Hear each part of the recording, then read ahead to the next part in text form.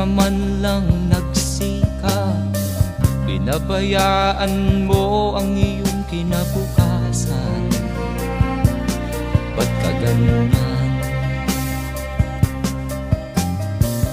Di naman sila nagkulang, ibinigay ang iyong kailangan.